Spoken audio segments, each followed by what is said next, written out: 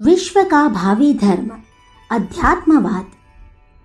अध्यात्मवाद का केंद्र बिंदु इस तथ्य की धुरी पर घूमता है कि मनुष्य के भीतर असामान्य शक्तियों का भांडागार छिपा पड़ा है। उन शक्तियों को विकसित करने के लिए गुण, कर्म, स्वभाव को, अंतःकरण को उत्कृष्ट स्तर पर विकसित किया जाए। यह विकास जितना ही होगा उतना ही भौतिक एवं आंतरिक जीवन में सुख शांति की, श्री समृद्धि की स्वर्गीय परिस्थितियां उत्पन्न होती चलेगी।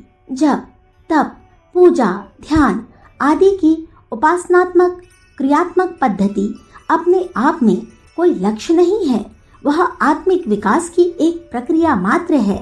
लोगों का यह समझना नितांत भ्रमपूर्ण है कि इन क्रियाकलापों को अमुक समय तक या अमुक मात्रा में पूरा कर लेंगे तो अमुक देवता प्रसन्न होकर अमुक वरदान देगा। वस्तु स्थिति यह है कि अपना आत्मा ही सर्वोपरि देवता है और उसे जगाने, प्रसन्न करने के लिए व्यक्ति का समग्र निर्माण, गुण, कर्म, स्वभाव का विकास अनिवार्य रूप से आवश्यक है। आध्यात्मिकता का प्रयोजन इसी आवश्यकता की पूर्ति करना है। प्राचीन काल में यही असली अध्यात्म सर्वसाधारण के व्यवहार में था। उसका सत्परिणाम भी सबके सामने था। व्यक्ति का देवोपम विकास हो सके तो स्वर्ग उसके पैरों तले बिखरा पड़ा ही रहेगा। भारत के प्राचीन इतिहास का पन्ना पन्ना इसी तथ्य को अक्षरशः सत्य सिद्ध कर रहा है। आज व्यक्तित्व के निर्माण वाली बात को आध्यात्मिक क्रियाकलापों का अंग नहीं माना जा रहा है। बताया जा रहा है कि अमुक नदी, तीर्थ, तालाब के स्नान करने, अमुक तीर्थ मंदिर का दर्शन करने, अमुक कर्म कांड को पूरा करने, अमुक पुस्तक का पाठ करने से आध्यात्मिक लक्ष्य की पूर्ति हो जाएगी। बेशक इन उपकरणों की आध्यात्मिक विकास के लिए उपयोगिता है, पर यदि व्यक्तित्व के विकास वाले तथ्य को भुला दिया जाए तो फिर इस क्रियाकलापों का कुछ भी महत्व नहीं रह जाता। भगवान जिस भजन से प्रसन्न होते हैं उसमें जप तप के साथ साथ सर्वांगीण आत्म विकास की प्रक्रिया अविच्छिन्न रूप से जुड़ी हुई है। प्राचीन काल में हर व्यक्ति अपनी आध्यात्मिक साधना आजीवन चलाता रहता था। अपने दैनिक जीवन की हर विचारणा में, हर क्रिया पद्धति में अध्यात्म आदर्शों की, गुण, कर्म, स्वभाव की उत्कृष्टता का समावेश करता था। अतएव वह चाहे घर में रहे चाहे वन में समान रूप से बाह्य और अंतः जीवन के हर क्षेत्र में विकास होता चला जाता था और जीवन लक्ष्य प्राप्त कर लेता था। आज के कल्पित आध्यात्मवाद में चरित्र निर्माण की उपेक्षा है।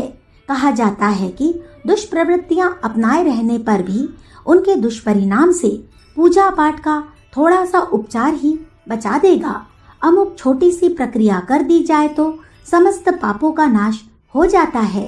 भजन करने वाले से प्रसन्न होकर भगवान उसके सब पापों को क्षमा करते रहते हैं।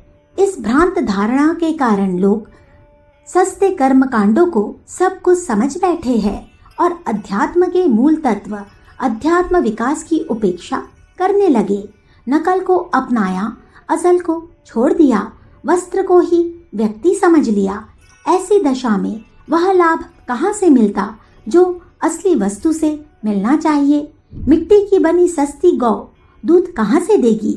निष्प्राण अध्यात्म को अपनाकर कोई उन लाभों को कैसे प्राप्त कर सकता है जो प्राणवान अवलंबन के नाम पर प्रचलित है।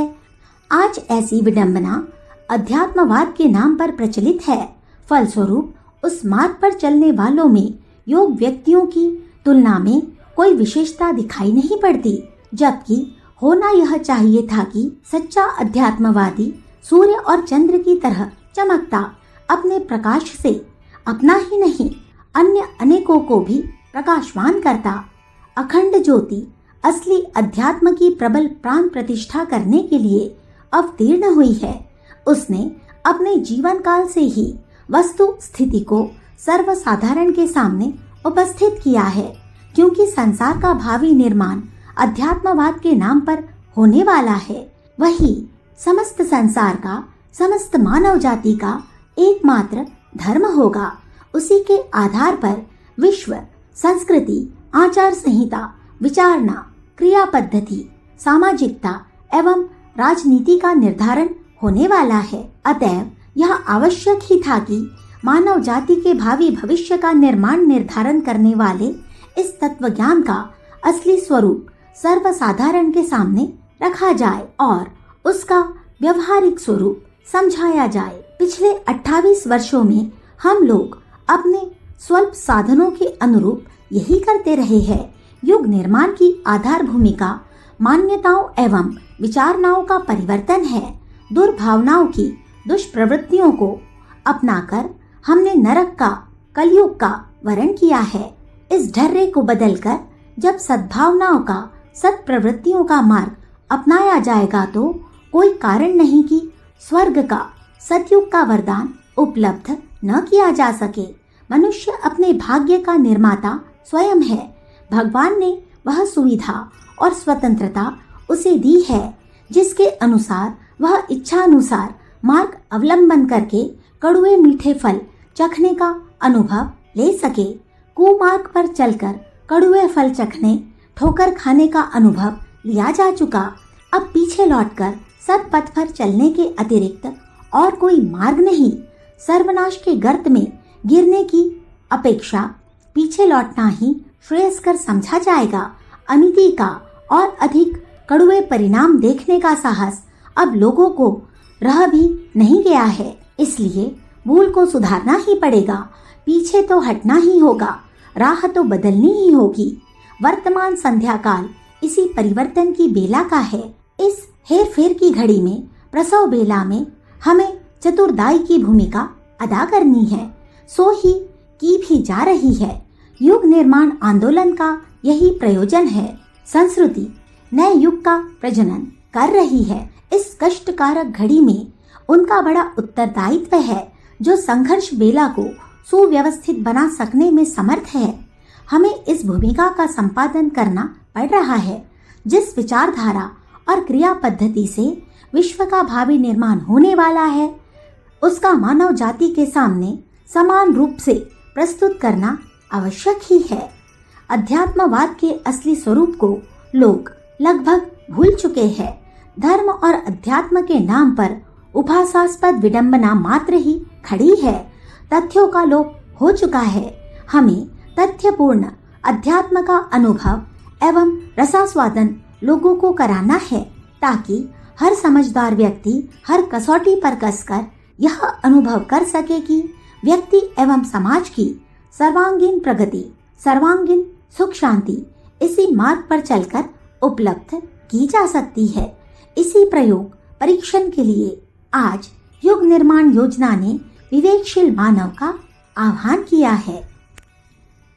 अखंड ज्योति, मार्च सन 1967, पृष्ठ संख्या 4।